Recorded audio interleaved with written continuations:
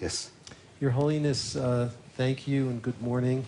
Today we will turn our attention to matters of the mind and the brain.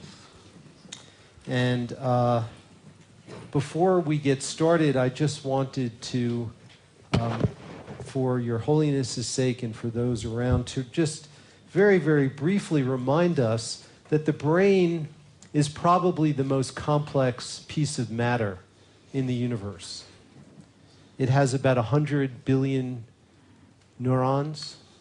It has about 1.5 trillion connections among those neurons. Now, interestingly, more than 40% of the human brain is in the frontal lobe. And we'll be hearing more about the frontal lobe as we go through today and tomorrow. During early pregnancy, in humans, there are about 250,000 new neurons that are grown every minute, 250,000 per minute during early pregnancy.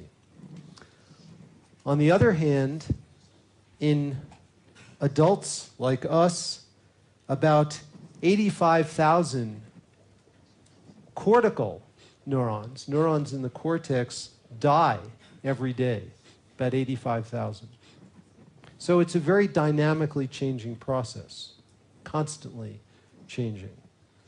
The brain, although it's a relatively small organ, uses 20% of the total body's oxygen supply. So it demands more oxygen than any other organ. And today we're going to begin to address some key challenges that Your Holiness posed regarding the mind and the brain. Is consciousness a primary phenomenon that transcends biology? We will address the issue of downward causation that we...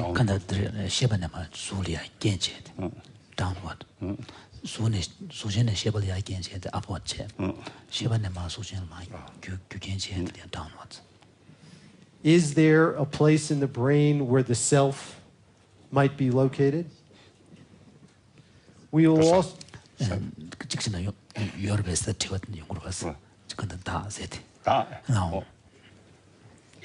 What is the relation between first and third person accounts of mental and brain activity? And we'll also address the possibility of free will from the perspective of modern neuroscience, which we'll continue to discuss for the next several days. And certainly that has very important ethical implications. This morning, Wolf Singer, who you first met, I think, in Washington at the Washington meeting, is one of the most eminent neuroscientists in the world today. And we are so incredibly fortunate to have Wolf as part of our Mind and Life family. And he will begin this morning by introducing some of these key issues in the context of modern neuroscience. So I turn it over to Wolf. Good morning, His Holiness. I'm very, very honored to sit here and have the privilege to try to explain some of the mechanisms that we think we understand in the brain. And let me start with something that we discussed last night at dinner. After we have heard from the quantum physicists that there is randomness, unreliability, non-causality, it occurred to me as a biologist that all these properties had to be overcome by nature in order to make it possible to develop life on this planet. Because if things were random, unreliable, and non-causal, no life would be possible, because there would be no solid structures, and it would be impossible for life to maintain itself in homeostasis. So maybe it's an enormous progress to have overcome the laws that govern the very small in order to make life possible. While we probably needed all these mechanisms in order to transform energy into structure. But this is just a speculation. Now, 시제는 ren정은 셰디고르바. 에다가나 시타명관 저버가리아 시타명관 저버가리아 지 네바 매바다 균대 남샤 매버서든데 내주 통고도 왔어. 대는 대디 아니 짜냐이나 아니 소소하다 남샤 킹을 남샤 방법이 되게 많아 봤어.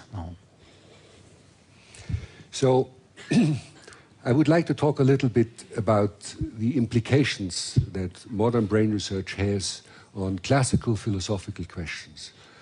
Because brain research, coming from the bottom, starts to explore more and more phenomena that have been traditionally been dealt with by philosophers, people of humanity sciences. And so neurobiology has something to say on epistemology, how objective our perception is, because we work with the organ that perceives. The mind-body problem, the big question of how mental qualities can arise from interactions among material objects, in our case, neurons. The constitution of the self, Richie has already addressed the question, is there a place in the brain where the self has its home, decides, plans, acts, takes responsibility, or is there no such place? Is the self outside somewhere? Is the self continuing after the neurons are all dead? All these questions are questions that the neuroscientists now discuss. And finally, there is this discussion on free will, which is becoming very important for the moral philosophy of ethics, because if everything that we can do is prepared by these neurons, how responsible can we be? What is our definition of guilt? How does this relate to punishment? So things become very interesting now, and I think we watch a time.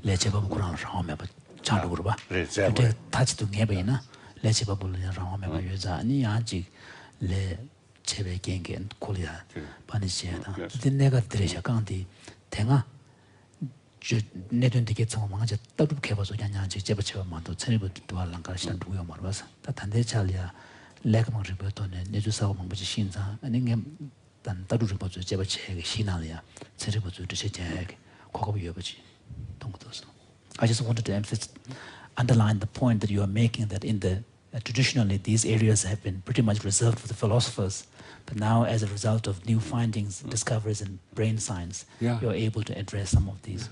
So what happens here in this very moment that scientists talk to philosophers is also starting to happen in the West now.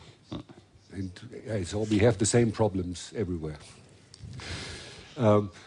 Before I go explaining some of the data to you, I would like to, I don't have to remind you about this, but I think it's important to make this point at the beginning of a talk on brain, that we can, of course, only imagine, understand, think, reason what the brain allows us to think, because it is the organ that does all this. And we know that the brain is the product of evolution. I think everybody agrees now.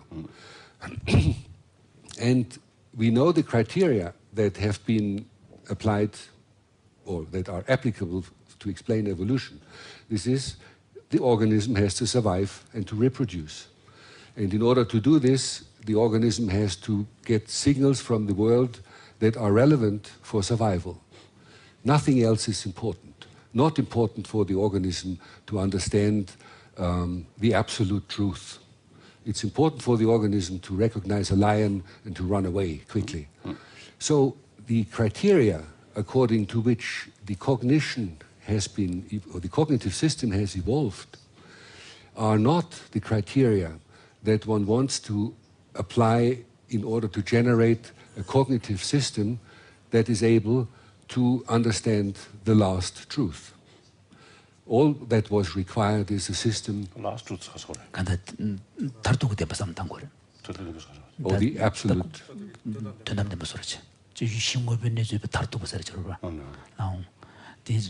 main point evolution 그 사회에 소야랑 담아도 신고민에서 도와야 된다면 내가 만 들어서는 말해서 You would agree? I agree.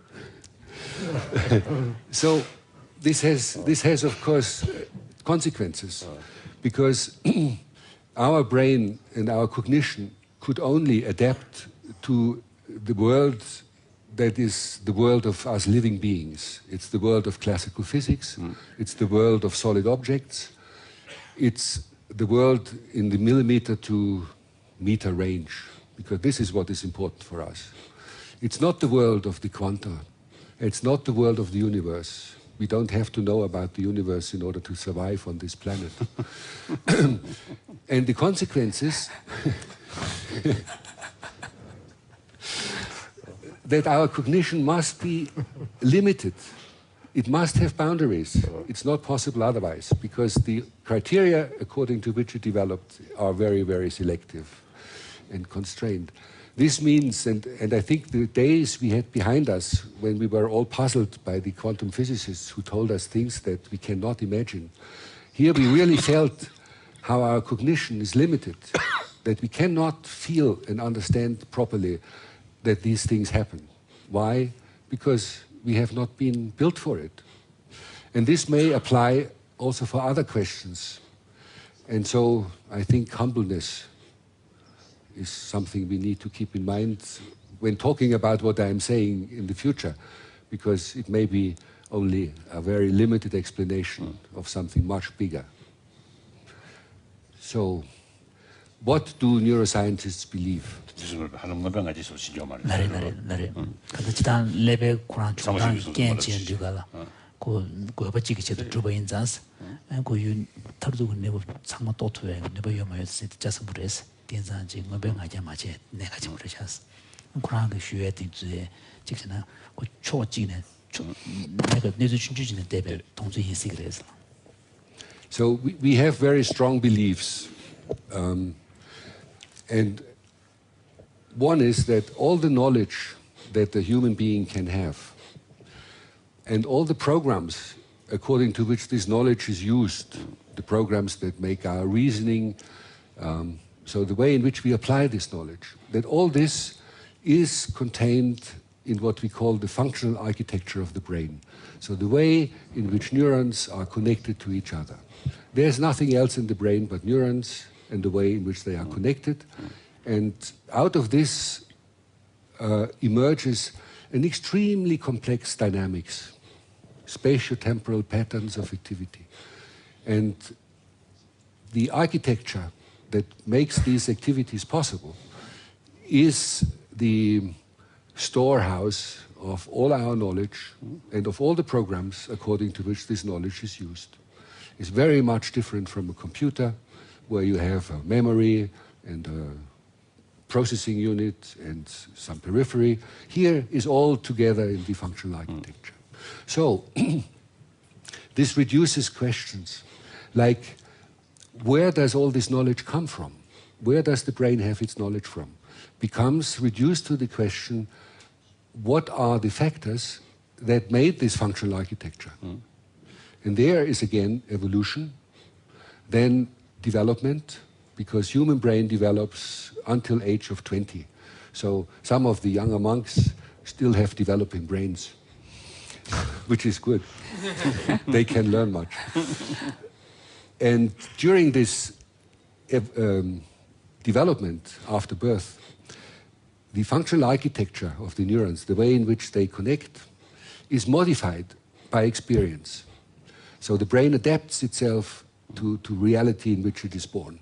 But much is already inherited from evolution. So we know what our ancestors, the snails and lower animals, have learned about the world.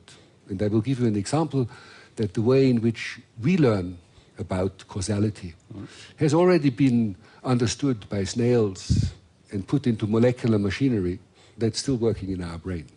So we sit on their shoulders in our understanding of the world.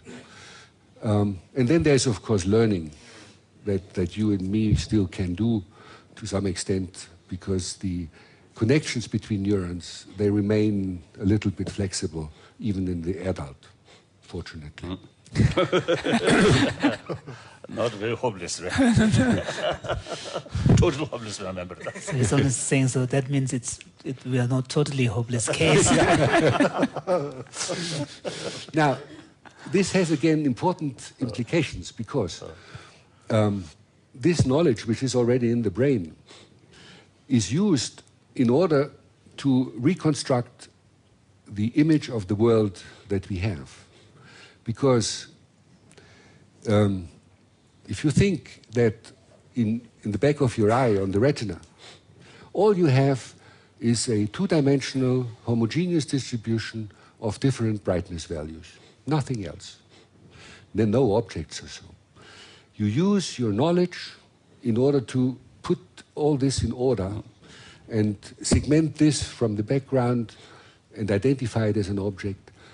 And so if we had not had all this a priori knowledge in our brain that we know from evolution and from early development and from learning, we would not be able to perceive anything.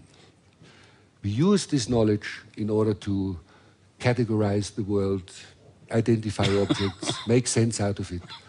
And we do this, obviously, in a very specific way. It could have been done otherwise, but the world is as it is. We evolved in this world, and so we do it that way. But maybe there's another way. We don't know.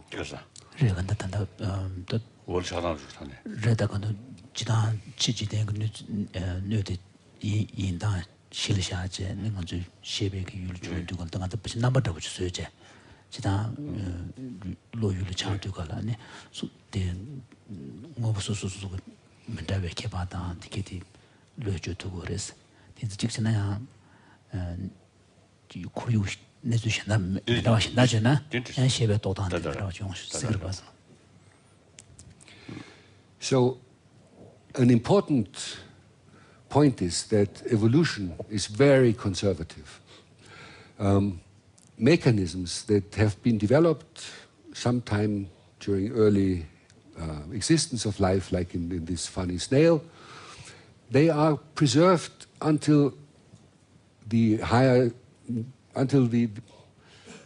the same in the neurons of our brains. So the molecules of the neurons of this snail are the same as the molecules in the neurons of our brain. The mechanisms by which the snail learns that, for example, simultaneity means there's a relation, or B follows A, that A is probably the cause of B if it always comes at the same time. All this is already realized in molecular machinery, which the snail has in its brain, and we have exactly the same.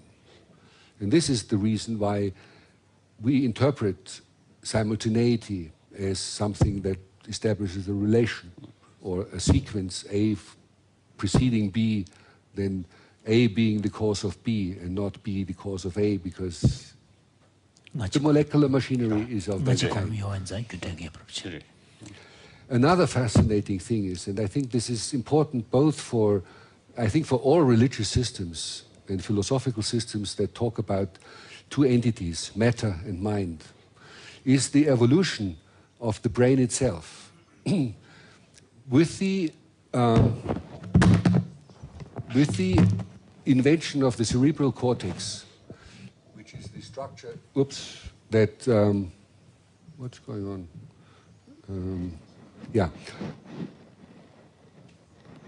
Which is this part here of the brain. It first came into, on the earth, at the level of birds, reptiles. They have a primitive cortex, but they already have it.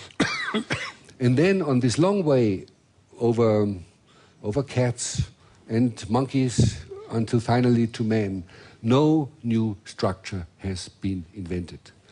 It's only more of the same. We have more of this. We have only more of cerebral cortex, but nothing new, no new structure. And this raises a big problem, because it is impossible to say that there is a categorical jump somewhere where, for example, the mind could have entered this system. It's a continuous process, and new functions emerge from increasing complexity, but it's just repeating the same principle of organization, making a system more and more complex by adding always similar elements. And this makes the difference between monkey, which jumps out there, has no culture, and us who sit here and have culture. But there's a gradual change, and we can discuss what the main difference is. And it has to do with the ability to... The consciousness which is correct. Right. So in what sense you're using the term culture here? Culture I use in terms of being able to invent systems like philosophical systems, religious systems, art, science, everything that distinguishes us from monkeys, which is a lot. So, So when it comes to jumping, that part of the culture, monkey is better. oh yeah. Yeah. Also, birds can fly much better than we. So, but you make an interesting point here, because what this structure does, it's animals have specialized on many things. This structure seems to be the only structure that you can make more and more complicated without becoming more specialized. And so it makes us more general purpose. This is why the brain is, I think, the only organ that when it becomes more complex does not specialize its functions, but it expands the range of functions. And therefore it has been an evolutionary bestseller. So I would like to give you one example which illustrates how strong the inherited knowledge is in determining how we perceive, and that it is very difficult to overcome these constraints that are set. And this is a visual example, but there are, of course, many others, and the philosophers might sometimes consider that even the way in which they reason may be constrained. Because sometimes...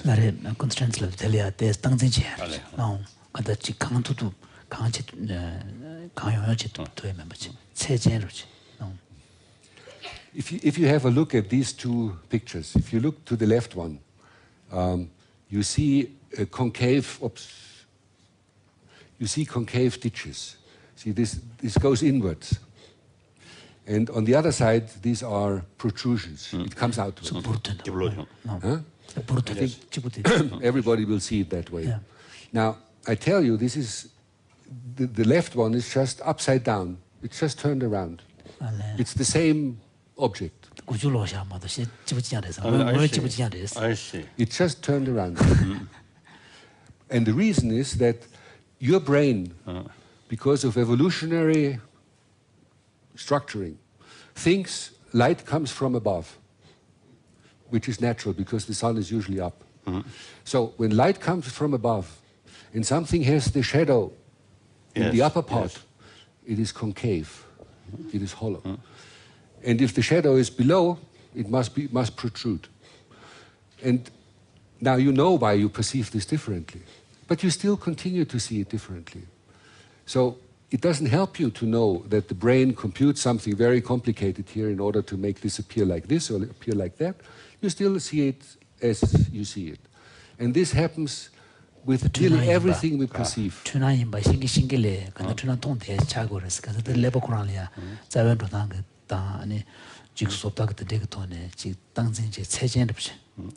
And the problem is that this will happen all the time. We perceive, we reason, we conclude. We are guided by the architecture of our brains. And we don't know to which extent this is the case. We only know it is the case. And this makes it, again, very difficult to know where, since we cannot discuss about this, it is our primary perception. We don't know to which extent we can transcend beyond these fixed schemata according to which we think and perceive and conclude, which is the same argument as in the beginning. We know we are constrained, but we don't know where the boundaries are.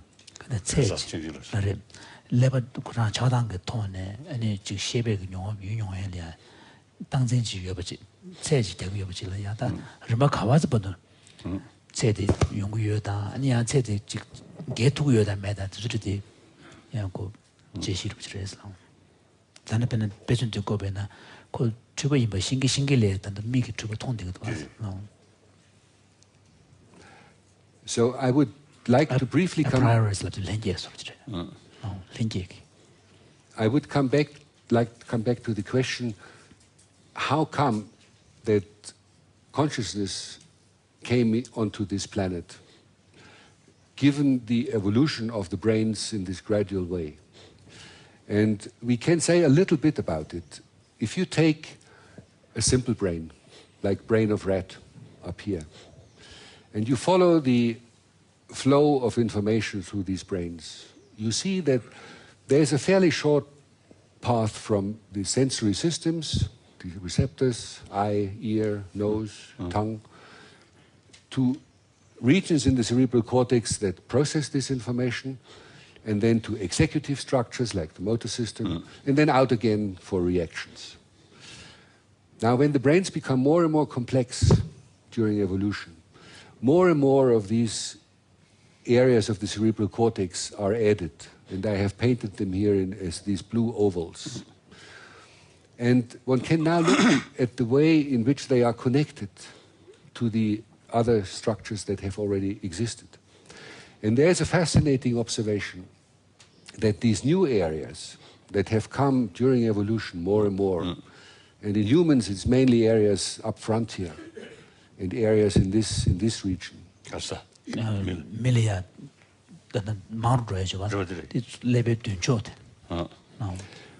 These late coming areas are no longer connected to the periphery.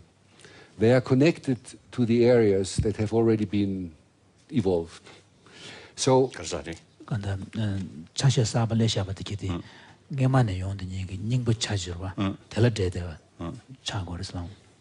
which means what do you mean by periphery? They are not connected. The sensory periphery, the surface, the outer surface, sense organs, eye, nose, ear.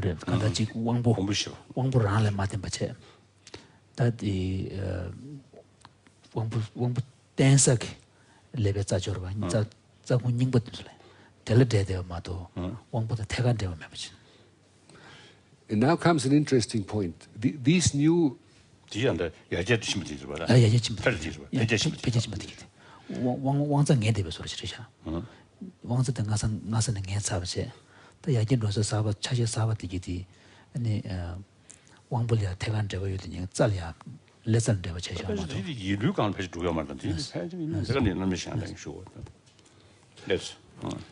these new areas, they are organized in exactly the same way as the older ones.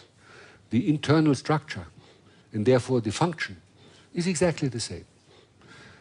But the only difference is that they now get the information not from the eye or from the ear, but they get information that has already been processed by its own area. And this process is repeated. So the result of the first area is processed again by the second area, is processed again by the third, is processed again, can be sent back all the way down and be circled again. And I have indicated with these arrows that all these areas talk to each other.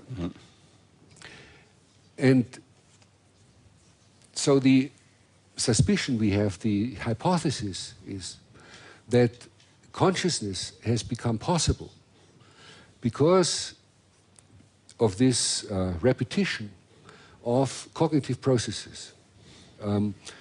You have a primary representation of an object, which is happening somewhere in these early areas. We'll use the cursor. Here it is. It makes jump picture when I move it. Anyway, so there is an early representation. It's strange, but it's electrostatic, I think, which makes it jump. And then this representation that is already the result of a computation is again taken as the object. Can we dim the light of the projector? Or the light here? Dim the overhead lights? Yeah, overhead light, yeah. No. To this. No, because we can't see the cursor well. The Emergence. Huh? Ah, the mouse, that's better, yeah. You change the cursor to black.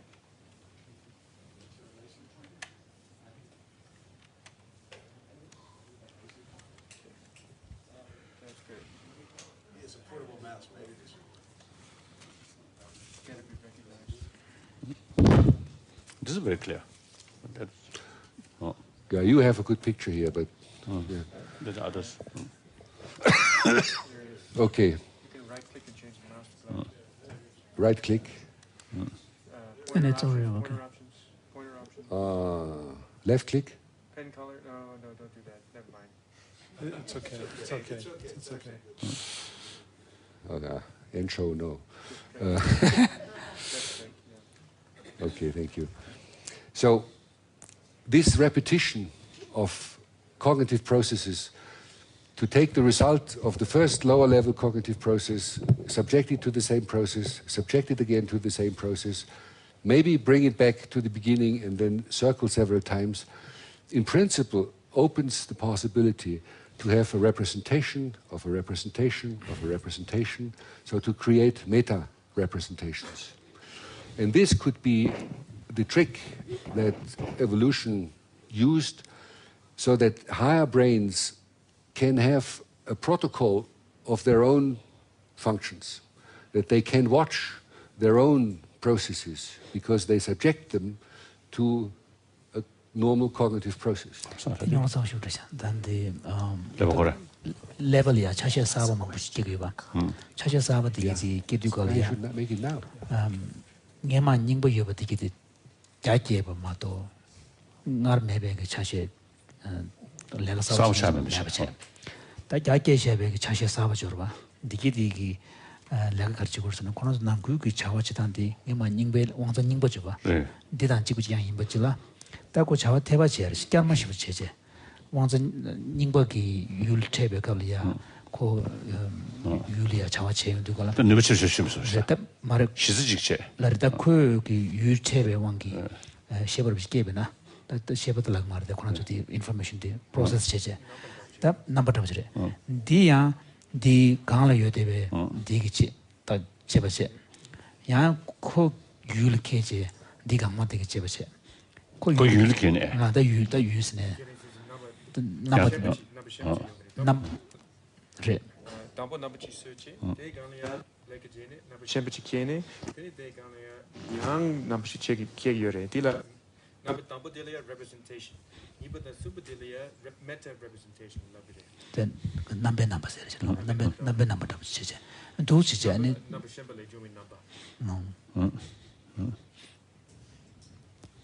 Paul, you had a question or comment?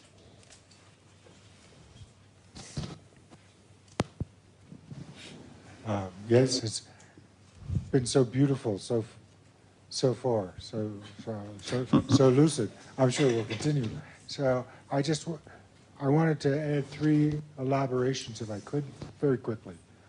Your first, at the very beginning, you talked about cognitive constraints, and I would like to have it be cognitive affective constraints. Right. And I'm sure you would agree with that there are lessons from our ancestral environment that are stored about how to solve problems fundamental to our survival in each of these emotions. And they can, when aroused, constrain the cognitive constraint. Right. So it's another level of constraint that isn't always operative. And they would even determine to which extent knowledge stored can reach the level of consciousness. Absolutely. This is the gateway. Yes. So we don't have access to everything we know except if our emotions and our attention system select appropriately from moment to moment to moment, which further constrains our ability. Complete agreement. The second was you said that we don't know the boundaries of constraint, and would you at some point tell us whether there has been specific experiments trying to penetrate those boundaries of constraint? I don't know that there have been, but if there are, would you mention them? I don't know of any. I think it would be very difficult to design them because yeah. The boundary the the chetonine getuya yomayo tolia and jebache or best experiment che or che manis. Just our last point. Your description of the emergence of consciousness is very exciting, and this idea of being able to watch. And I wondered whether there's a basis in brain science to say whether that capacity is more possible to watch or reflect afterwards than to watch at the moment of experience. The problem.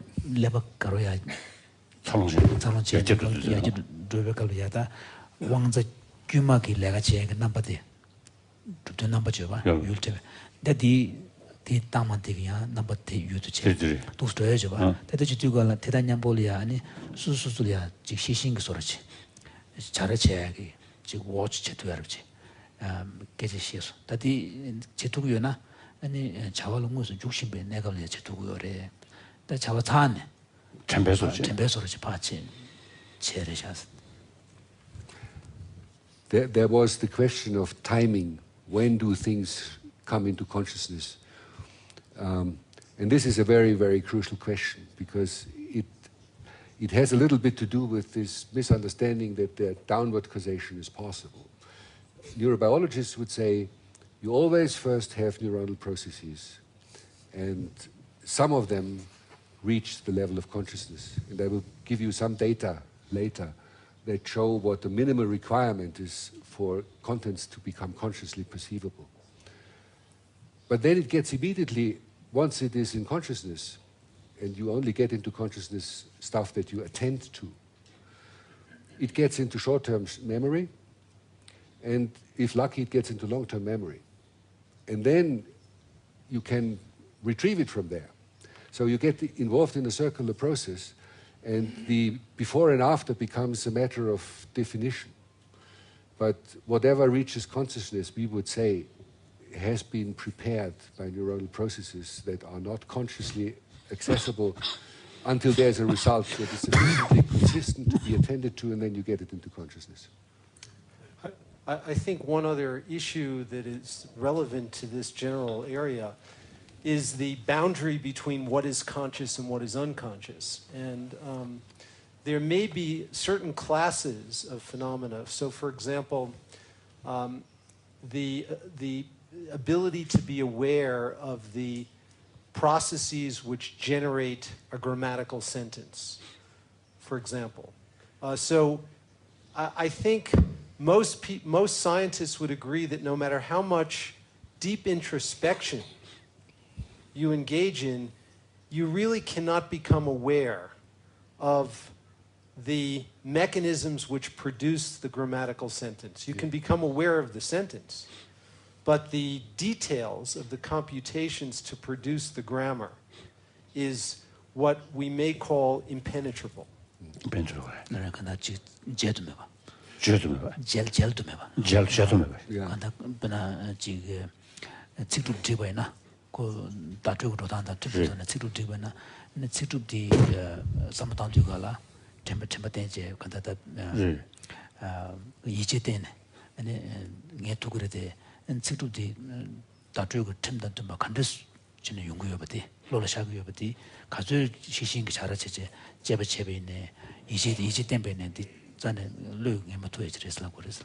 So linguists have developed theories for that, but it has not come from their experience.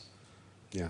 But the other related point, if I can just make one other brief point, is that one interesting issue for this dialogue is that with certain kinds of mind training, there are domains that have been unconscious for most people, which we may be able to bring to the level of consciousness, which may then confer certain advantages. And that's a hypothesis. 로장. Yeah. 미규만 보시부지리아 지간다. 하나만이지. 그래요. 동문도 주마토에게. 어. 가사 고라는 것도 주마토에게 야 지는 시베 남샤 가시지. 가시지야. 시베 영화 가시지. 야 로장제. 네. 그러니까 나쇼다 단데 돌렌제가 야 데스 내가 저래 되셔서 용식을 봐서. I think this is an extremely interesting point, and it is useful to distinguish implicit knowledge from explicit knowledge. 그니까래. explicit 랍도 저 쉐벌라 가사 고라는 것도 줄대베. 아니 시자 다 아니 가사 고라는야 마시 쉐바 가지질 템벌 것도 주마토야. 뭐도 뭐주베. implicit. 여바 가시질이야.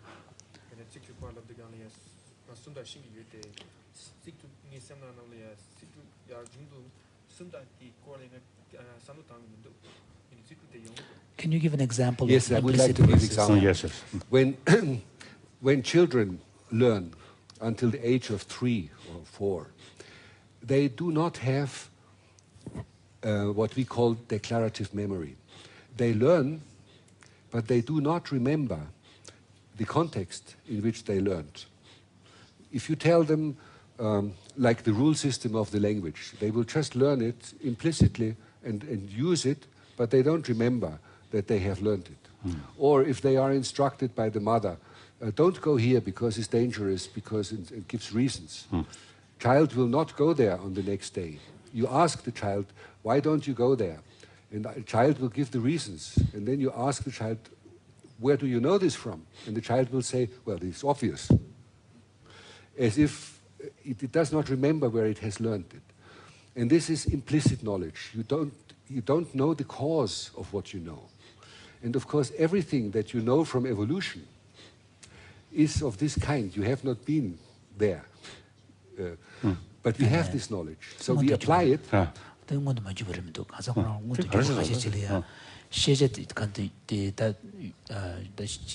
knowledge level that is because you to beg. Lord of the canne chumajum gumeterji. Temper memory. So I think we need a clarification. So actually some forms of implicit knowledge are also obscure to consciousness. And some forms of implicit knowledge are not obscure, because you just gave an example of implicit knowledge that is not obscure. Because the child knows the reasons, just doesn't know the origin of the reason. Right. So the implicit. Some kinds of, there's a Tibetan term, mundugurwa and mundugurwa. So some kinds of implicit knowledge are, we don't know them. We can use the knowledge, but we don't know it. And some kinds of knowledge, we know it, but we don't know where it came from. Both of these are implicit. Right.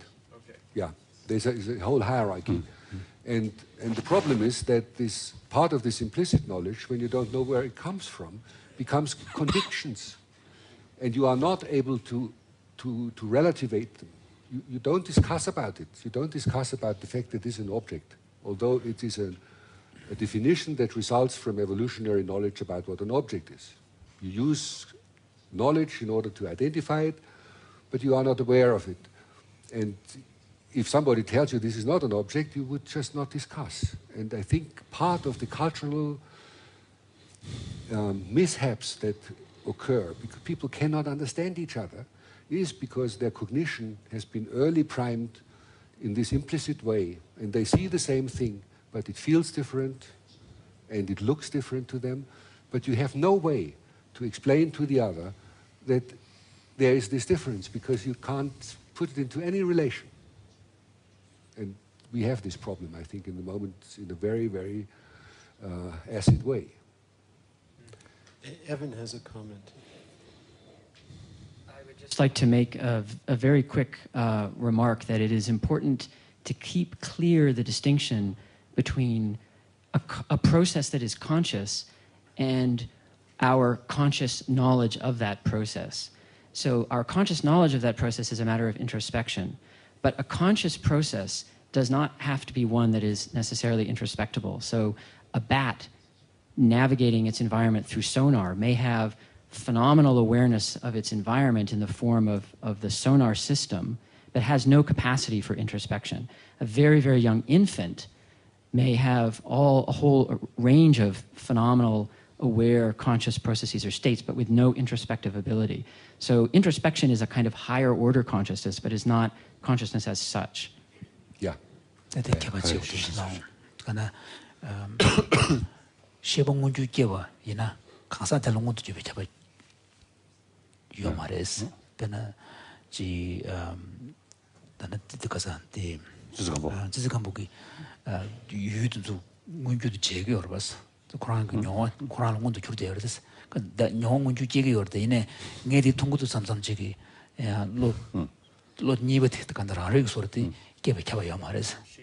시신다부터 용 말봤어.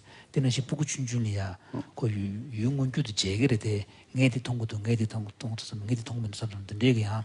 지금 림번이베게 시신다부터 레통마로 된다는 건 좋다는데 conscious and unconscious 대시 잡아가려 찍리야 맞추고 돼.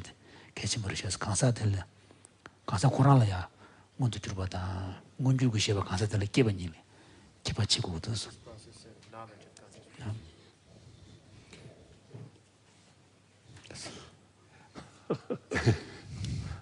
나 아주 주고 가면 뭐 봐. 나 다른 타임이 돼. 공부시봐도 똑바. 뒤에와 쳐야 돼. 한테 타냐 말 보다. 네. 딱 먼구지 벤데게 안 되지 숙년지 통돼야 돼. 공부시배 가는 거 되게 거보다. 네. 답변한다. 가시도 원하시는 남았을 전에. 그럼 가시도 원하시는 남의 루체에 있나? 이루 더베 나도 좀 신기야. 가시도 원하시는 남데 거. 네. No. Holiness was saying that although we may, have this discussion later on, but what seems to be crucial from the Buddhist point of view, listening to your presentation, is the need to make a distinction, categorical distinction between what is perceptual and sensory experiences on the one hand, and what are thought processes that are, mediated by concepts on the other. And and sometimes, even from the Buddhist point of view, you can have a form of illusion, which is actually an illusion, but you can't help but see it. And of course, in the Buddhist context, this is used with respect to the theory of emptiness, where although by using the Madhyamaka reasoning, we know that the object in front of us has no independent intrinsic reality. So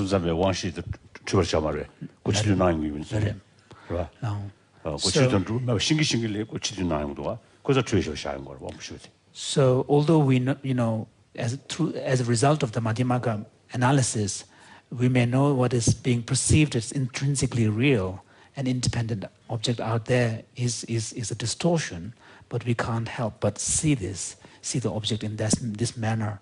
And the mind-only school has a similar kind of suggestion where they reject the notion of external reality independent of the observer. So at the same time, they would agree that we continue to see the object as being out there, outside, independent of our perception. So the talk about the one sheet, 이게 딱이야. primitive 초화시도가. 쇼시도가. 이게 원비시도 좋으래. Yes. 봐. 이루도 하고 싶지 않고도 중요한 말이야. 딱 밀이야. 야견도다디 배지 이루도 하고 간도 때문에 상관없지. So to relate this distinction that was made in Buddhist epistemology to the beautiful picture that you presented. I think not only Buddhist, but I think according ancient Indian thought. Ancient Indian thought. So this distinction between the sensory versus the thoughts or conceptual thoughts, the more primitive levels of cognitive processes that are going on, from this epistemological point of view, would be understood more at the level of the sensory experiences. Right. Whereas the complexity that we see in the human brain, where there's a lot more processing and interpretation going on, perhaps maybe related more to the level of thought, because humans tend to have much richer and complex forms of thought compared to the other animals. 이는 남중 아주 안다 이루 똑발리 대야지 망세 공연 왕식이 그게 메시지 키운데 그 디가는 양도 스타로 망해. So most of the the so most of the thought processes that we experience as human beings in on the ordinary level, they all follow after some form of sensory modalities. But I think you can see this very nicely in the graph. For phenomenal awareness, just for primary sensory experience, this circuit is enough. Here.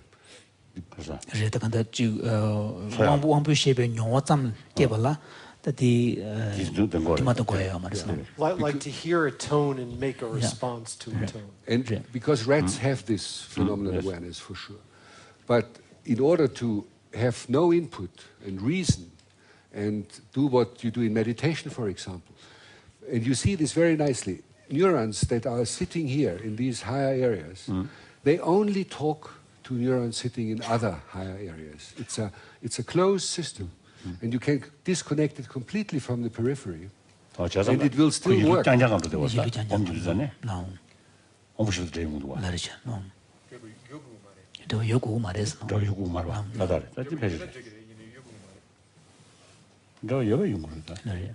can they be connected to the periphery as well? You can have a stimulus that is, in other words, the higher cortex can operate in isolation from the periphery, but it can also relate to the periphery. Yes, of course, but you can decide, depending on your attentional mechanisms, whether you take into consideration what comes in here. You can also ignore it completely and still go on and process stored information, deliberate and run through these circles. The higher the system becomes, the more autonomous it becomes relative to the periphery.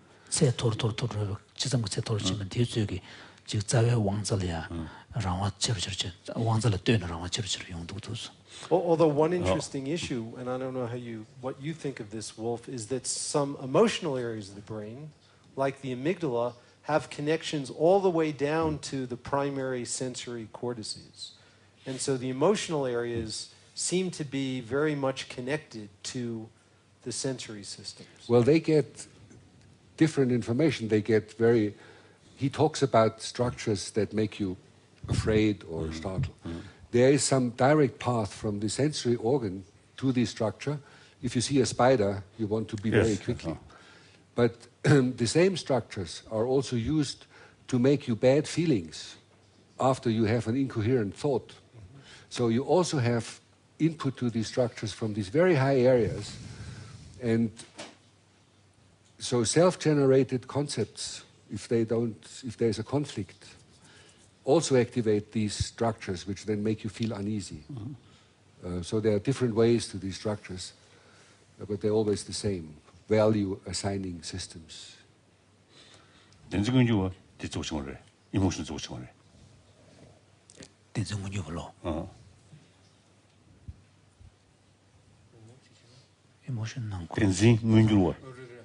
You temper zimbe tenzi shuk thawu chiye ka dule tibe emotion mendo emotional tenzi shaw ma tenzi kono emotion go ai nos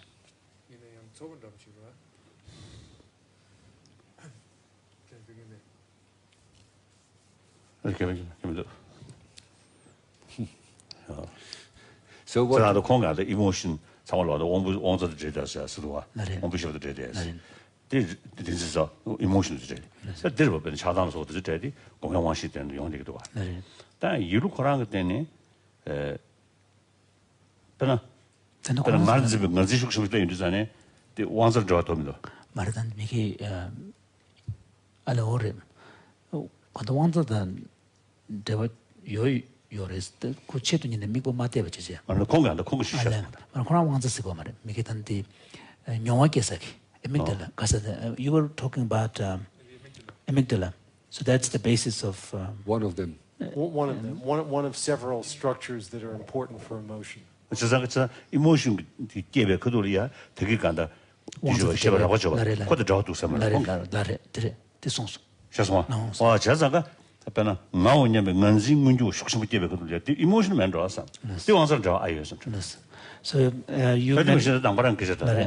I mean, of course, this is something internal to the Buddhist kind of debate, but you mentioned the fact that the emotion centers, particularly the amygdala, is directly connected with this very primary phenomenal awareness mechanism. What about emotions? In the case of Buddhism, a strong sense of grasping at self. So from the Buddhist point of view, it's an afflicted state of mind. So would you say that would be also directly connected to the sensory? I think that's emotion. From the Buddhist viewpoint, from Buddhist viewpoint, that's the emotion. Yes. The fundamental emotion. Yes, yes. And so that, but that object is not any of the external objects like forms, sounds, and so on. It's just one's own self. So probably they're not. It's not related directly to the sensory experiences. I don't know. But I think His Holiness is raising a very interesting point, and I think that to the extent that one component of when a Western psychologist uses the term self, one component that is often referred to are memories related to oneself. This sense of grasping may distort, if you will, or modulate the memories related to the self. And so there may be, and the brain is wired to allow that to happen. It's also the case that even simple reward, which may produce grasping, will affect how the brain processes visual information from at the very earliest stages of the visual cortex. So that there are many different stages at which grasping or other afflictive processes can affect the information processing in the brain. No. Following on Richie's comment, I believe there's some work in neuroscience that suggests a distinction between liking, appreciating the pleasurable qualities of something, and wanting. And that seems very relevant to this important distinction in Buddhism about the sort of destructive effect of the grasping emotion. Unfortunately, I do not know much more than that, than just that these two kinds of positive valence exist and are implemented in different parts of the brain. But maybe Richie could fill in what I can't remember. Well, very briefly, there is this distinction between liking and wanting. And this has been studied in the context of addiction initially, to distinguish between an individual's response to an addictive substance. And one of the outcomes of that research is that what addiction does is it actually strengthens the wanting but decreases the liking. Yeah, one. No. 그래서 간다 직다 되버냐냐 맞다 그 대배 뭐부 중은 뒤걸냐 이침베기 대화 저봐 대화기야다 아니 대화기야니 뭐디 곧 대생각가 임버지다 addiction 중백가려야 제버체는 뒤걸야 addiction 치삼 죽지 뭐 뒤걸야 들이야 addiction 또 간다 지 장한다 탐하다 들이야 addiction 봐 디 치삼 죽지 뭐요 디즈기 대 율세버데 숙침부시우지 숙체로 침바 가시질이야 야디 세베 계세 유디 냠수 용원들과 텔레템베 대화계에 저봐 디뭐 총총총총 그러지. And there are also different chemicals in the brain which are more related to one versus another. Den draske genom den mission benanda de milum success shadow di chiji su marbe. 나와디 밀롱 나와디 취주소로 봐. 당고 이지지 더 유인세로 봐. 저자가 밀음 냥수녀 네걸리아 다 그게 취지집에 숙지 샤르체 디 이루티기 다 쉐디 거거든. 나린. 자 디니걸이야 원부자도 저 지가 아이메. Yes. So this is, you know, 이 권에 주의스다. 주의스 쉐고. this may not be directly related to what we're discussing here, but in the Buddhist text, there is a discussion of the status of the dream objects, the objects in a dream, and they're referred to as and they're understood to be subtle kind of forms, and they're referred to as the mental object forms. And so the suggestion here is that in the dream state, so, and there are different types of mental object forms, but this is one of them. And the suggestion here is that in the dream state, the experience of awareness or conscious experience is only at this mental level, not the sensory level. But when you experience the dream, you can experience also the image of the colors as well. So, and the object exists.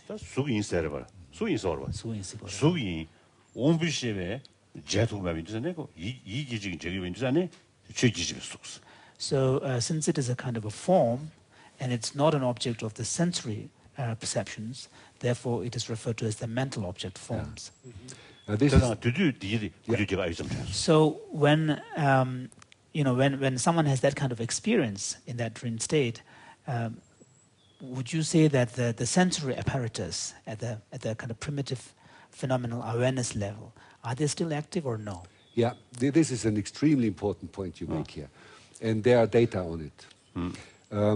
And the data are taken from, not from dreaming people, because it's difficult to know when they dream, but from... Can't you wrap it on RAM? But the correlation is not so good. I see. But you can do it. You can do it with patients who have hallucinations. His Holiness was saying that the scientific explanations that he has heard earlier is now being repudiated by the later presenters. Skeptical. Okay. Yeah, you're right. But something that is related is the hallucination of patients with schizophrenia. When they see or hear.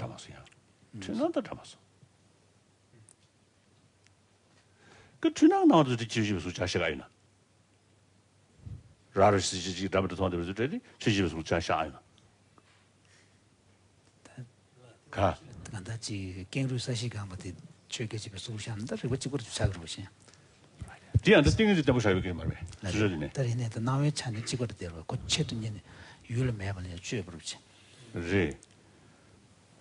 The number get down, Karamato, number of China. La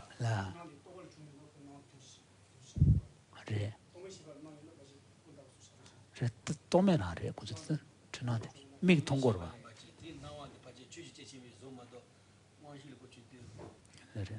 Oh, Minuti. Traditional like this or Casada. The Sishikiru come now or Jorvata.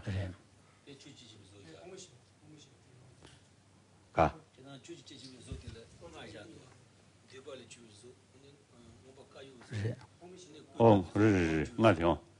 She no answer. His Holiness is discussing with the monks here because he was wondering whether the status of the object in the dream are whether or not we can actually say it's the same as the object of the hallucination experiences. Difficult question.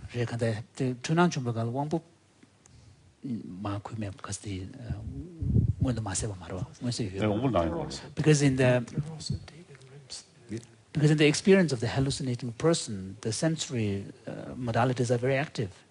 Yes, and you see in the brain scan that during hallucination you have activity in the higher brain regions, which also happens when we just imagine something. If you imagine something visual or auditory, the same higher centers become active as if you would really see it. The point is, when you're sleeping, the senses are not active. That's right. There's some doubt about whether it's the same as hallucination. But even in hallucinations, the senses are not active. The patients are in the dark in the scanner, and they hear a voice, and there's nothing. And in this case, you see an additional activation. When you just imagine language, and you do it yourself, and you know it's your own imagination. You activate your speech centers, all of them. In addition, you activate centers up here that you need in order.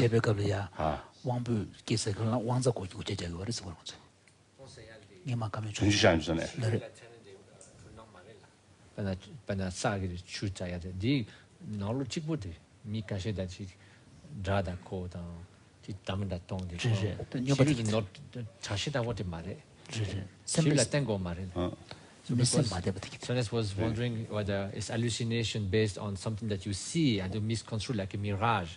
So I was mentioning that it's purely internal. Purely internal. Instead of schizophrenia, it doesn't have to be a misinterpretation of an outer object. There's nothing outside. Yes. It's all generated inside, and it is perceived as if it came from outside. And the reason is that in schizophrenia, unlike when we just imagine something, they do not activate only the higher brain centers which you activate when you imagine speech, but activity spreads all the way down to the primary sensory regions, so that the pattern which these brains generate internally is indistinguishable from a pattern that would occur if there was a speaker outside. And this is probably the reason why these people cannot distinguish between self-generated and coming from outside. Mechanism is not quite known. And this brings us to another very, very important question. How does the brain know when it is right? And how does it know when it is wrong? And how can it distinguish activity? Remember, it's only neurons making complex spatiotemporal patterns of activity all the time, self-active. And there must be an instance in the brain, and this gets us to the next point of the self, that is able to distinguish activity, which is just computations, no result yet, and the result. And then it can even know internally, self-referentially, whether this result is valid, or probably valid, or maybe wrong. And so this self-referentiality is a big mystery because we don't know how it's done.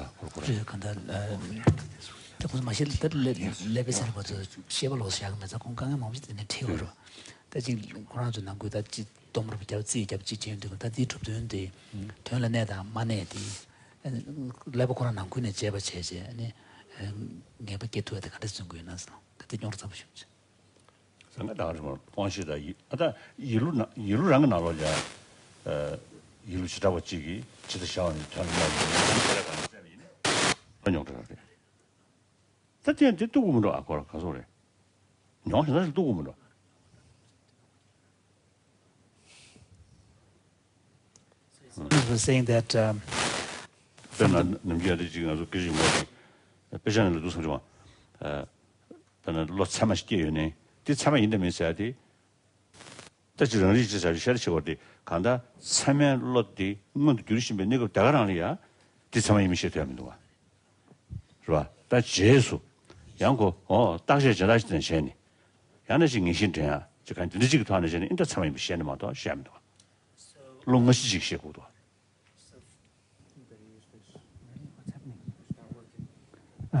so from the Buddhist epistemological perspective, this issue of how does the cognitive processes, I mean from Buddhist language, know it's right and it's wrong, and that question may be easier on the sensory level because there's a kind of a reference to the object, but it becomes more complex at the level of the mental processes.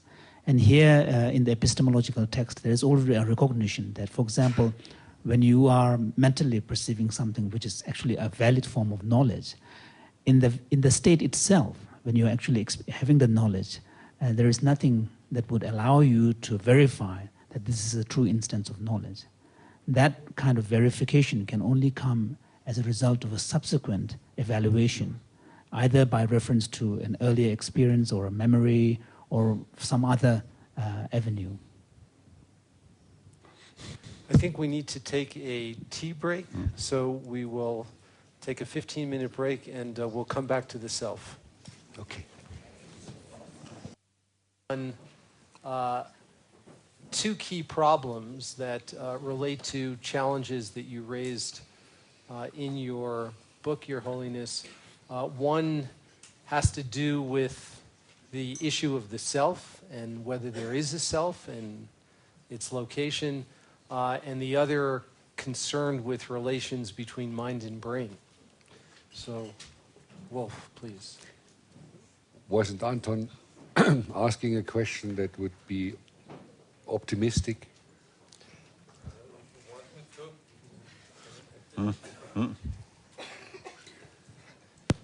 I want to add a very optimistic touch. We have learned from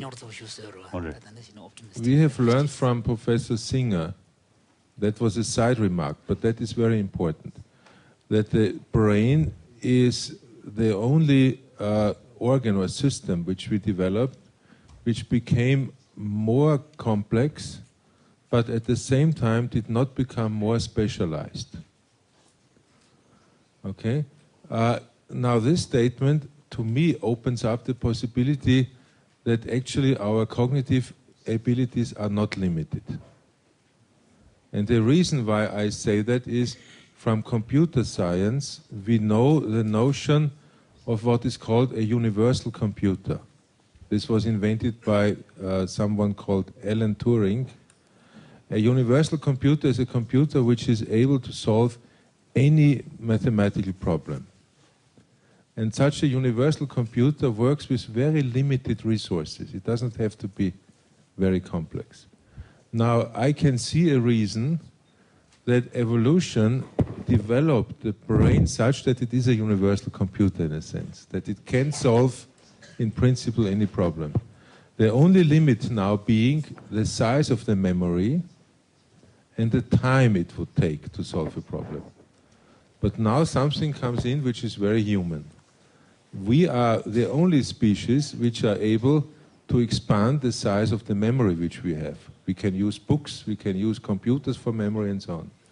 And we are also the only species which can expand the time it takes. We can expand the time it takes even beyond our own lifetime. This is the invention of culture. Future generations can continue working on problems on which we work and maybe find a solution. So this is just an optimistic point I would like to add.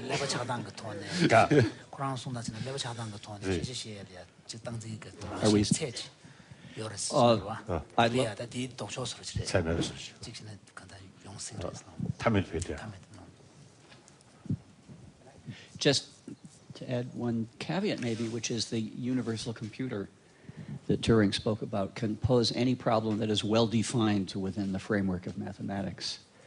But we seem to be very often thinking about sort of ill-defined things, which may not be so. Who knows, maybe. Let's wait for the next generation to solve it. Mathematics.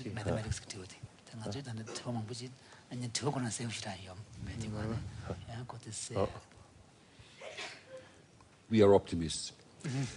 I would like to... I think everybody optimistic. Therefore, we come here. If there's no basis of optimism, there's no reason to come here. It's a self-selected group. Oh, yes, also true. So, Matthieu? Yes, just about the limitations. We were talking also with Anton at the break. We may conceive a limitation in terms of the number of information a single person in a single lifetime could gather. But when it comes to developing human qualities, who can say there's a limitation to compassion, to altruism, to inner peace? I mean, how would you define that kind of limitation? Because it's not something that is basically quantitative. It's a matter of depth, of the purity and the intensity of the experience, but perhaps not purely, it's a qualia in a way. And so that's very also optimistic in terms of becoming a better human being, that you don't see why there should be a limitation to developing pure compassion or awareness and something like that. Yeah. The ignorance of that. Simply, ten temperate 사죠. 다 ten temperate 좀 못으나 왜 가고 그래. 참 인지서 때 탐절로 세전으로 뮤직 세전으로. 다 ten temperate 줘야지. 영서 샤래. On this question of the limitless potential for the development of the qualities such as compassion, even from the Buddhist point of view, he is saying that there is an issue here, because one of the supposition is to understand that the basis upon which these qualities... I think it's, for Buddhist, I think not much problem. But Buddhist idea come to in common level, very difficult. Yeah. Because one of the key premises is that the basis upon which these qualities arise is... the good quality of mind. Mind, yeah. Mental level. That's the basis. The whole sort of idea. Because of the subtle mind, no beginning, no end. Always there. So continuation there. So therefore, one lifetime, some experience, and the subtle way imprint on that subtle mind. So the next life, some proper environment come. Then these seeds, these seeds or imprints in the mind then easily develop. So that's why you see, we believe that among the same student or even same parent, some in certain field very quickly learn, some less. Of course, one part is from the particle. No. Of course, have some explanation. But then also the previous sort of imprints. Imprints. So in the case of children from the same parents, we see these differences. So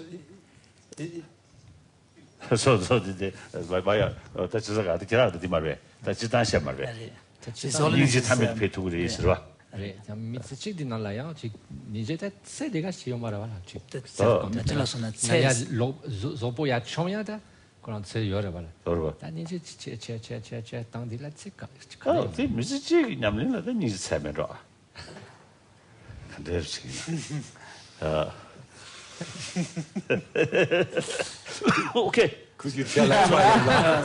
There's a kind of a debate going on. Someone is saying that... Buddhist viewpoint is So Buddhism idea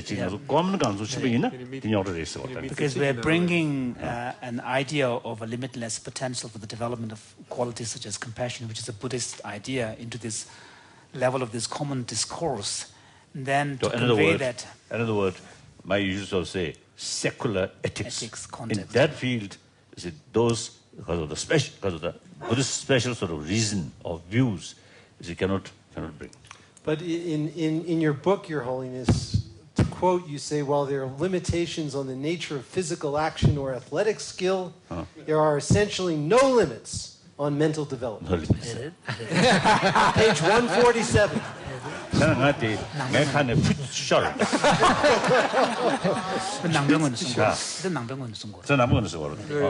So of course that's from the Buddhist point of view. The secular ethic so if it is so if the presentation is from the Buddhist perspective, then it is appropriate. But if it happened to be in a secular ethics context, then that would be a slip of tongue. Well, at some point, I think it would be wonderful for Your Holiness to amplify on this point, because this is a critical issue for Western scientists. Rarely do we encounter a domain in which it can be said that there are essentially no limits on development. And I think that this is something where we would very much like to hear from you, to explain to us more about what you mean by this.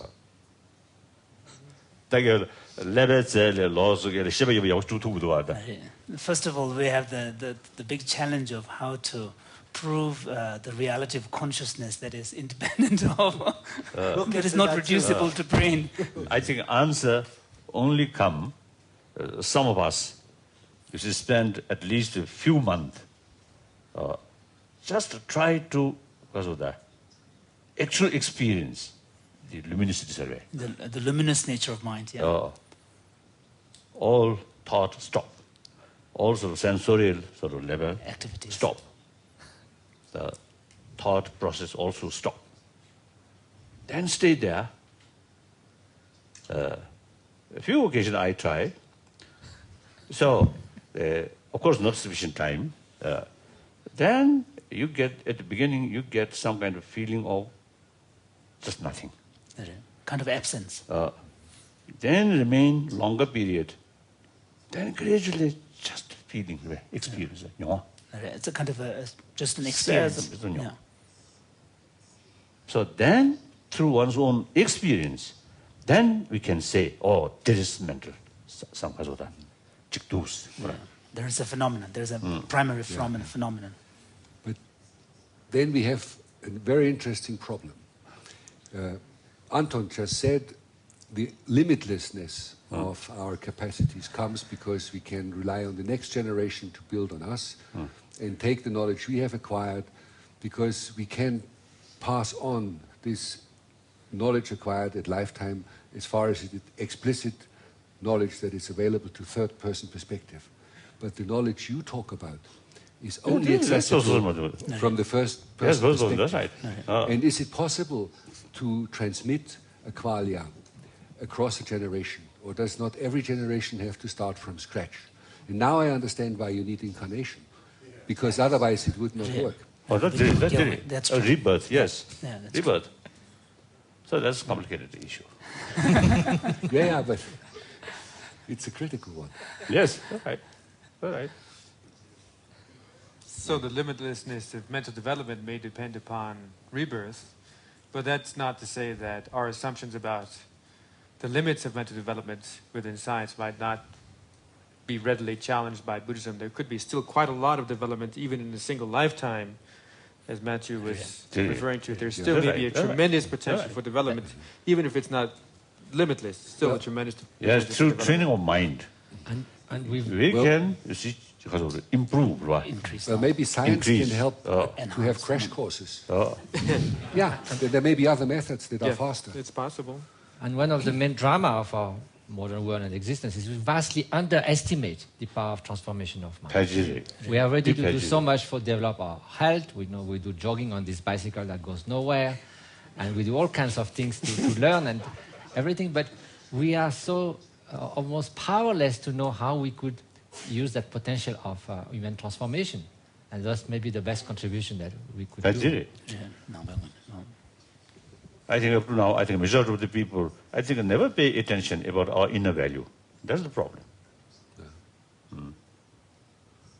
So always you see, seeking answer from externally. Outside. Outside. There's so much in there. Much more of the brain is occupied with its own management than is actually dealing with the outer environment. So we don't need the environment for a long time.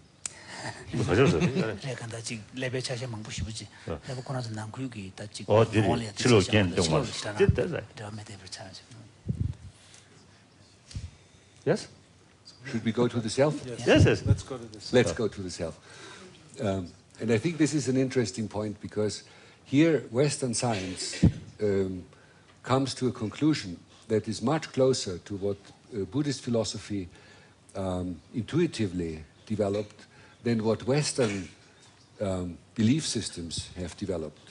And it's very strange that we made this mistake in the West, and then with science we disprove ourselves and get much closer to what you have always been saying. So, of course, neurobiologists are convinced that all mental functions, so also the self, the mind, are based on neuronal processes. So this has an important implication. These mental phenomena cannot precede the neuronal phenomena, but they must follow them. What's that? Then the mental processes that get in lazaki gualia temperature. And then they get the lazaki debu mato, the ngole chuma, shatu mares. So this raises a problem with the causation of behavior by mental phenomena. We think that everything is prepared by neuronal interactions, and that part of this becomes conscious, much does not become conscious, and that when it enters consciousness, it's always after it had already been prepared in the neuronal process.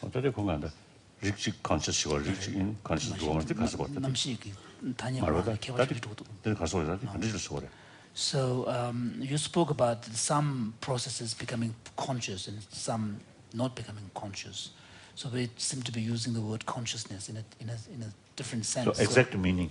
So what's the exact meaning? I would say that conscious contents. Consciously said it. Yes. If something is in consciousness, you can talk about it, you know about it, you can put it into declarative memory, and you can recall it in a context-dependent way. And it can also, contents in consciousness give you the argument. You can say, I did this because, and so forth. While if it's not in the consciousness, if you're not consciously aware of the whatever made you do this, you cannot talk about it. You can say, I did it, but I don't know why. So this would be the operational definition. Now,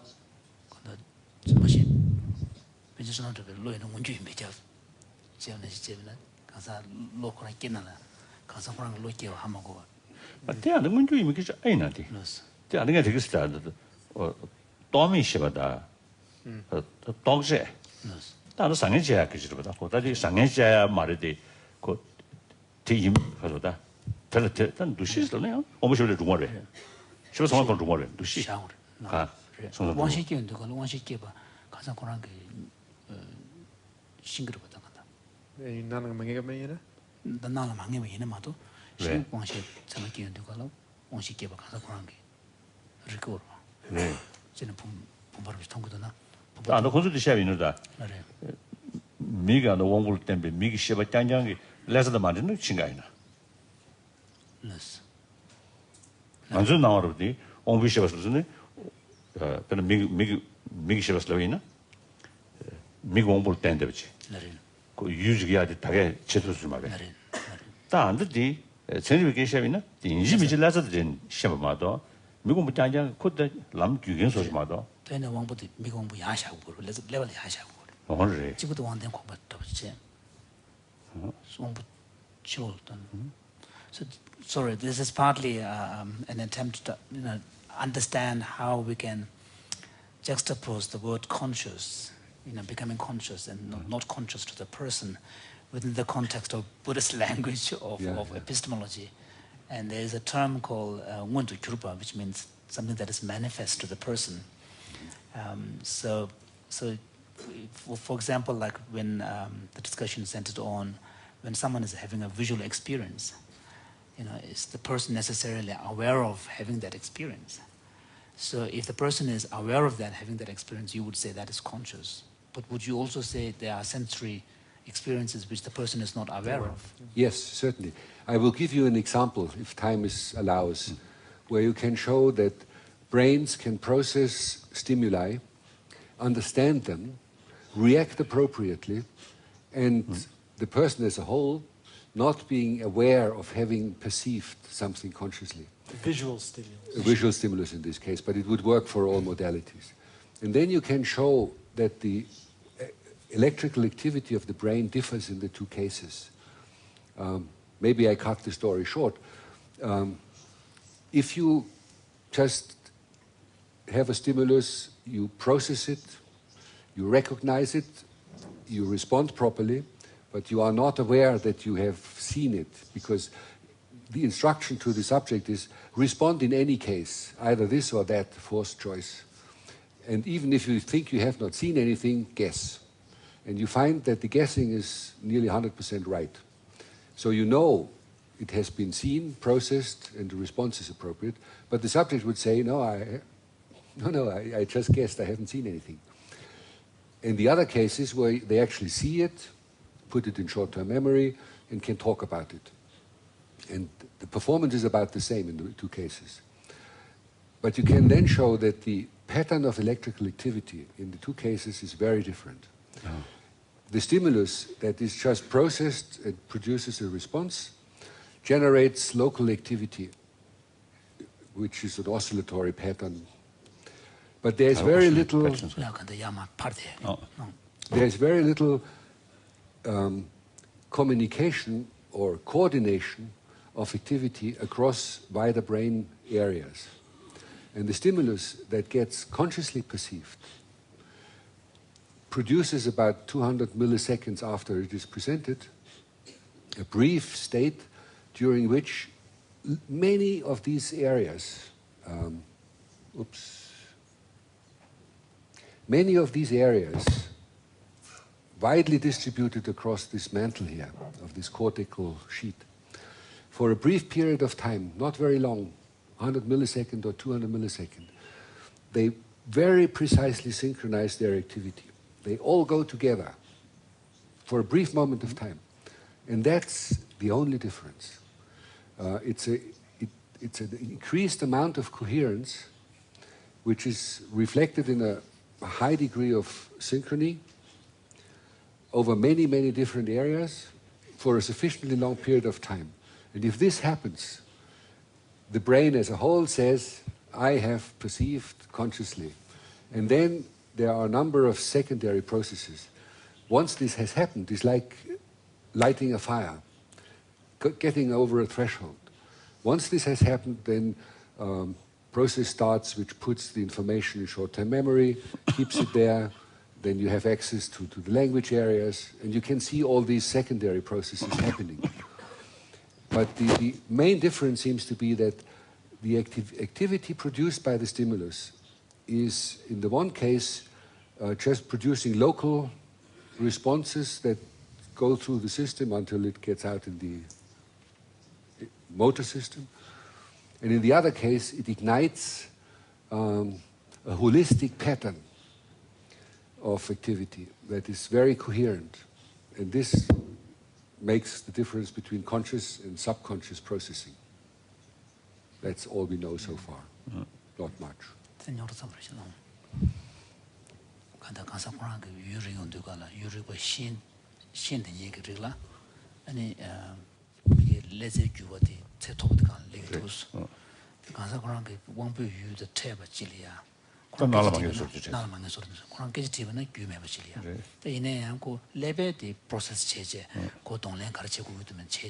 And they really labor now namjuti chawadi make local level kan ya wangza ji gyumajiba tang rimba tangpyo tarang kan de sha ma de dos in nana manga marwa kan touch it again ya should also relate it forced to choice the stuff. This is the most right diguna pena maybe before you ask in a young chick damgu yore intermediate damgu yore cause experiment chico jegova inga utsuk yagores logorva matuna yang utsuk yagores utsuk yanne peche kacha katamba dagran race 통조 담고스 통 nine race inga kane lab to nga tong songs lab to mare chesa nala menge ba rang marwa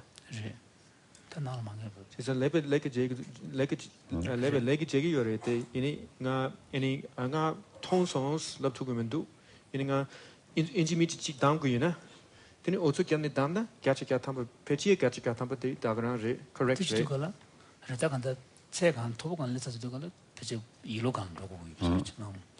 근데 공부 통하다. 네 공부 원념들 섬주가다 똑바로 레서. Right, 딜러 독책이 로직. Now, what is so interesting in this context is that the results of Richard Davidson on meditating Buddhist monk, they find when they get in deep state of meditation, pattern that looks very similar to the pattern that you have when you consciously experience. They also see increased synchronization of these high-frequency oscillations. And so it looks as if when you meditate, you bring contents which are somewhere in the brain, because there is no outer stimulation, at the level of consciousness, using the same mechanism that in perception you use in order to make something conscious, to coordinate the activity in widespread areas of the brain. And probably it's different areas than in conscious perception. I don't know what you activate, Matthieu. You couldn't tell us probably. But from outside it looks similar. That's all one can say. One of the differences in case of trying to rest in the pure awareness or whatever, is that there's no specific content. Yeah. It's the most refined aspect of awareness in a way. So it's the pure aspect of consciousness you are talking about, but without precisely the content. You are not aware of a dog having come in the room, but it's the pure awareness process in a way, which is quite so maybe you just can focus this activity on these higher areas.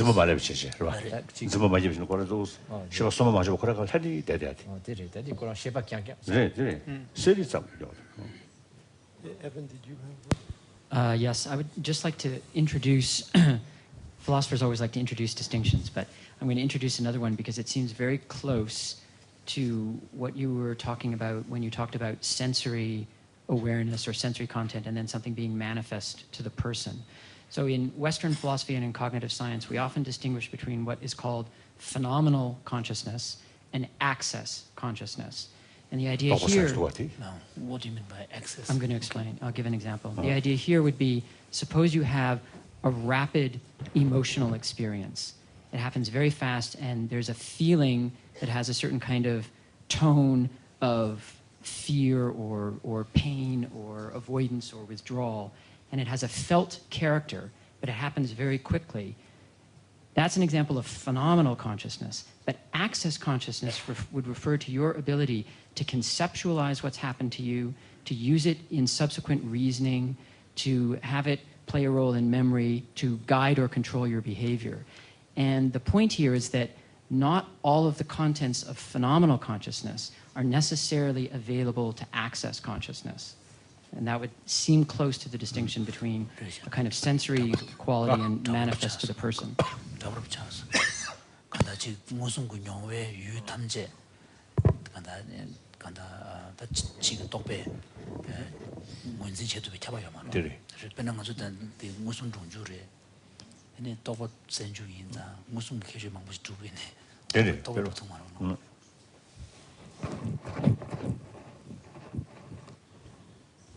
Yeah, the self. Sorry. There is a striking discrepancy between the intuition that we have on our brains, at least between the Western intuition on how the brain works and how science thinks the brain works. And this is, the Western intuition is this, and this is a drawing by Descartes, that because we experience consciousness as a unitary phenomenon, we experience ourself as something that is unity. We think that when we observe, there is a point in the brain where all the information must come together because we experience the world as closed and coherent. That there is a center somewhere in the brain where everything comes together, is interpreted, where decisions are reached, plans are made, and where the self sits and says, me. And this is a very Western idea. And it has transpired Western philosophy since the antique times. It has always been like that. And Descartes even tried to find this place. And he had his assistants, philosophers, cut brains of cows to look for a structure which exists only once. And since the brain is symmetrical bilaterally, there are only two structures which occur only once. And this is the epiphysis.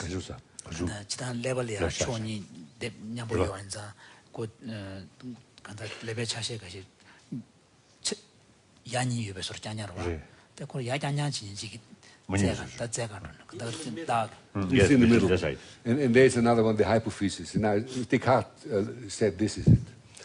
The dark net. Now, he was wrong.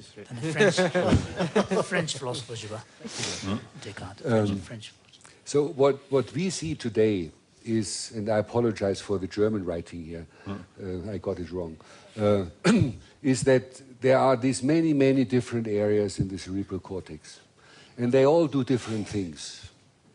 And they are specialized for certain subfunctions, and they all do the same computation, but they get different information. Now, we also know how they are connected. And this is what you see here. Apologies for the projector. Not it's much nicer what His Holiness sees here. But each of the black points that you see in this graph, they represent a cortical area with millions and millions of neurons. And each of these colorful connections, which you don't see well, they stand for massive projections between those areas. So each of these black points is a cortical area, the ones you have seen before, those colorful things. And what the point of this diagram is taken from a cat brain, but if you did it from a monkey or a human brain, it would look the same, would just be even more complex, is that there is no point of convergence in such brains. There's a hint of a hierarchy, but there is no president, there is no director, no conductor, but it is a highly distributed system where everybody talks to everybody, more or less. And in this system, extremely complex spatio-temporal patterns of activity emerge. It is always active. And you must imagine that if a percept is generated there, like a dog that is barking and you touch the fur, then you have activity in the visual areas, in all of them. Some are interested in motion, others in color, yet others in shape. You have the auditory areas active because they process the barking, the sound, and you have the somatosensory areas active because you touch the fur. But there's no place in this brain where the whole dog would be represented in a point. You have a spatio-temporally distributed pattern of activity that is extremely complex, and this is the simplest, not further reducible description of the representation of a barking dog with a particular fur. That's it. And if you want to go from there to the motor to the output, there's a parallel stream of activity to the motor centers, which are again many, many, many, many. And it produces a complex pattern there, which eventually makes you either run away from the dog because you are afraid, or... So there's no point of convergence. Nothing ever comes together. It stays distributed. It just talks to each other. So you have these widely encompassing spatio-temporal activity patterns and nothing more. And that raises the question, how does it work? Why can this system think about itself, that it has a self that is a point somewhere? How do you get the unity of perception? And these are the big, big, big questions in neuroscience that are unresolved. Because also here is the problem of how a material process does the phase transition into something that we experience as mental, as non-material. It's probably information. It's probably something that emerges only when we talk to each other and mirror each other in these systems, that these concepts can come into the world, but they are here now. Now we have the problem. The question is, how are these many distributed processes bound together? How can such a system take the initiative, decide on something, and then, as we already said, how does it know that something that has emerged in there is correct? There must be certain patterns which are better than others, but we don't know what the signature is for goodness. And so I will jump over many steps. There would be the possibility in classical thinking that if you have many different parts that you want to bind together, you produce a hierarchy, connections up to the Dalai Lama or to president or whatever. This is not... One could do this with anatomical connections. But this is not how it is done. because it cannot be done that way, because you would need too many of these pyramids. For all objects of the world, for all possible contents, you can't have isolated pyramids. So it's done in this distributed way. And the question is, how does this system organize itself? Because in such a distributed system, you have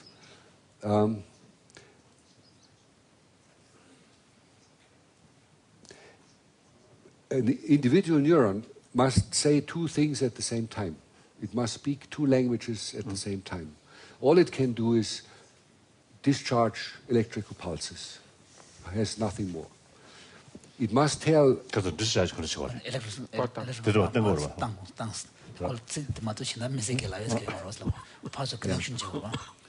So it must tell the rest of the brain the feature for which I'm responsible, because some neurons like red color, green color, black, and so on, is present. And it does this by increasing the activity it produces. So the others know black is there. But at the same time, the neuron must tell the others, I am part of a large family of neurons which in this very moment represents this mouse. So it must at the same time have another code in which it says, we are related. And 민요마로 차이는잖아요. 좀 사람은 맨을 세는 같이 생긴 거 봐. 디 슈긴 거 같은 경우는 인신아 등지심도 샤말베. 간에서. 빨리 가서다. 직선 미디어 차대서 알거다. 선 미디어 차대서 디 차상관은 누구도 내지는 정도. So imagine, for example, there is someone who has a mental problem, say like a schizophrenia, and has this hallucination. At the brain level, is the expression localized or is it all distributed? Some particular location? His Holiness, you should become a scientist. You are a scientist. Because you just discovered something. It is so that this code that is used as a code of relations is the synchrony in time. If things happen together, everybody knows this is related. If they happen out of phase, it's not related. Now, in normal perception, and in conscious perception in particular, these large families of neurons, they synchronize their activity with high precision over large areas. We talked about this already. Now, in schizophrenic patients, this is disturbed. They cannot produce these precise temporal relations. They can oscillate in high frequencies, but they cannot properly synchronize. And this is probably the reason why they have this...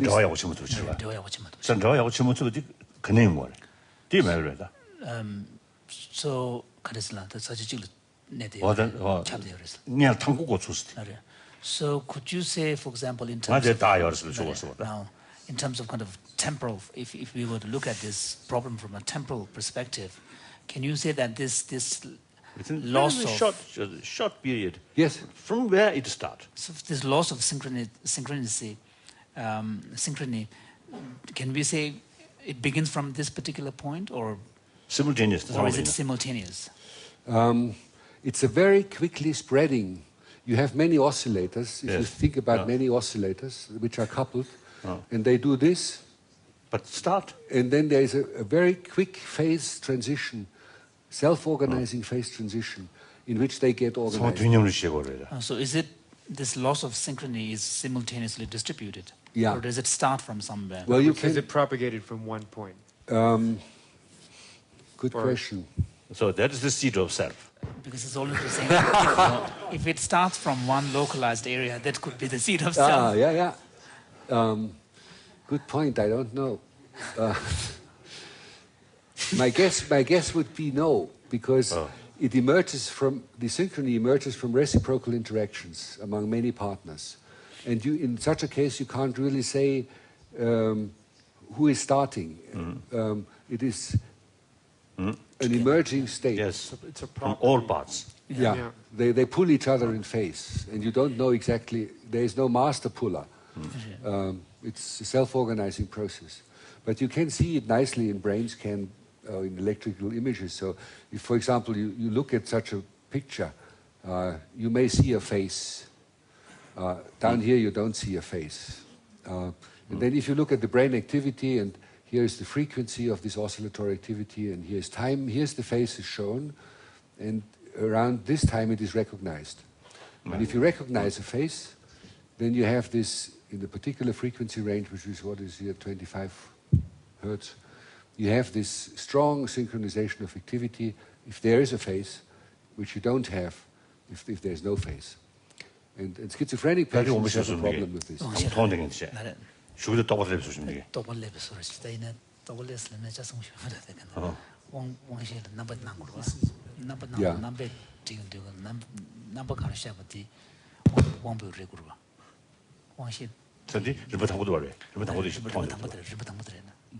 So, could you go back to the other side? But maybe this is... So,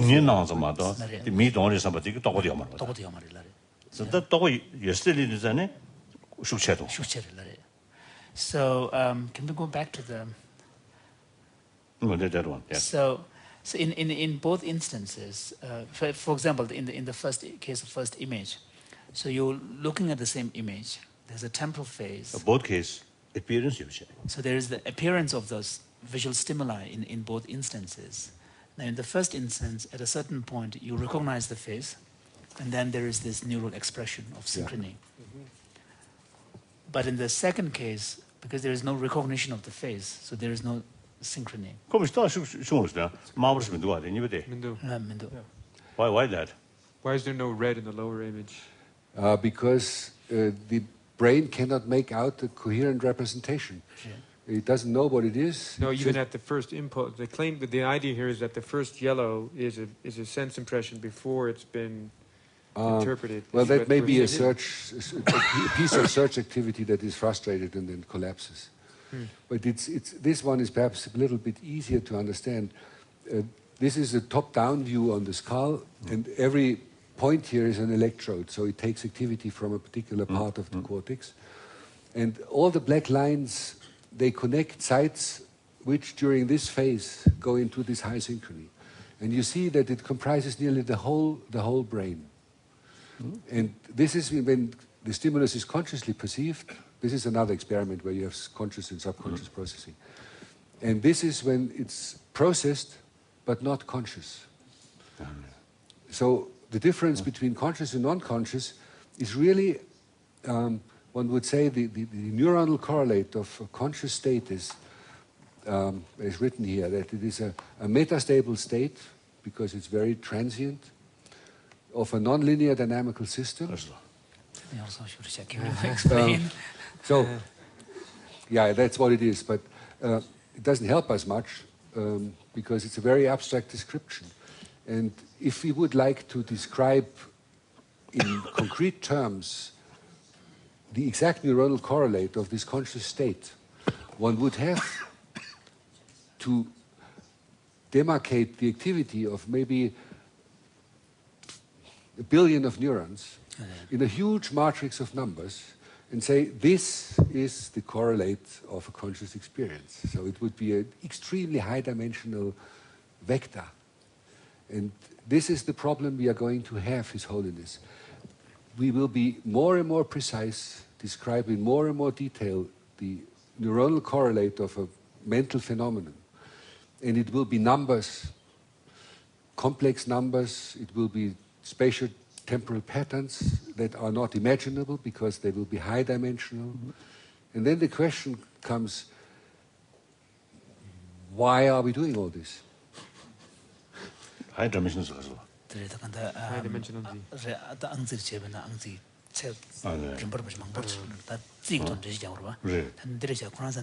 conscious awareness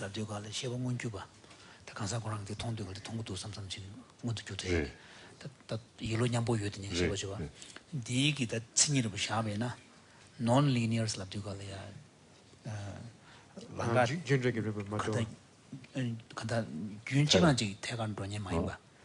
dynamical system What was this metastable? Metastable, because it is, this is attractor dynamics, so it is something that is temporarily stable, but then can immediately change, and it will never ever come back to the same place, because this is what makes time perceivable, that the brain never ever comes back to where it was. Never.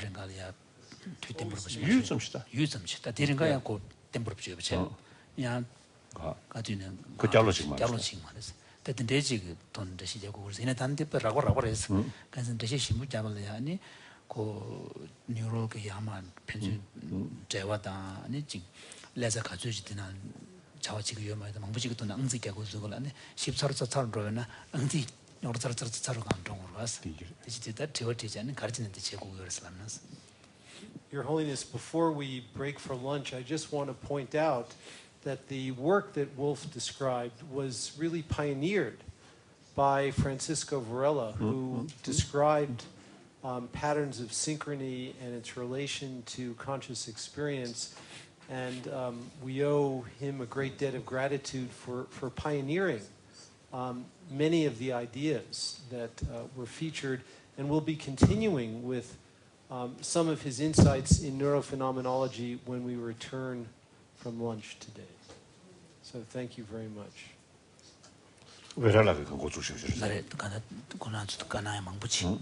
자외 통마 삼당해야 돼. 그래라 삼당 나도네. 개인 제재 중요했어.